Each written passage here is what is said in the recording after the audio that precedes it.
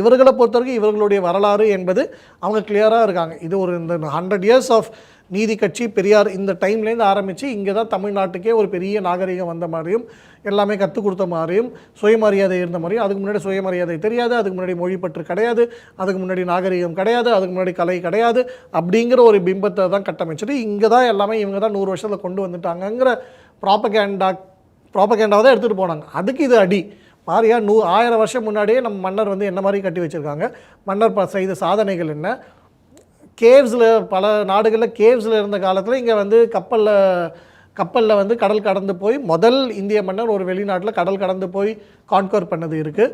அப்போ அவங்களோட science and engineering இவ்வளோ அளவுக்கு இருந்திருக்கணும். இன்றைக்கி இருக்கிற வியூஸில் பார்க்க வேணாம், இன்ஜினியரிங்கிற டேர்மோ சயின்ஸுங்கிற டேர்மையோ அன்றைக்கி இருந்த அந்த அறிவுத்திறன் என்னவாக இருந்திருக்கும், அன்றைக்கி இருந்த பண்பாட்டு எழுச்சி எப்படி இருந்திருக்கும், அன்றைக்கி இருந்த கலைகள் எப்படி இருந்திருக்கும், அதெல்லாம் இருந்தால் தான் இப்படி பண்ண முடியும். ஸோ அப்போ என்றைக்குமே இது இருந்தது, என்றைக்குமே அது வந்து இந்து மதத்தை சார்ந்து தான் இருந்தது. அதெல்லாம் எங்களுக்கு அன்கம்ஃபர்டபுளாக இருக்குது. ஸோ அதனால் அதை வந்து மங்கி அடிச்சுட்டு அதை வந்து மறைக்கப்பட்டு இவங்களுடைய வரலாறு இவங்களுக்கு என்ன எடுத்துகிட்டு போகணுமோ அதை தான் ட்ரை பண்ணிட்டு இருக்காங்க.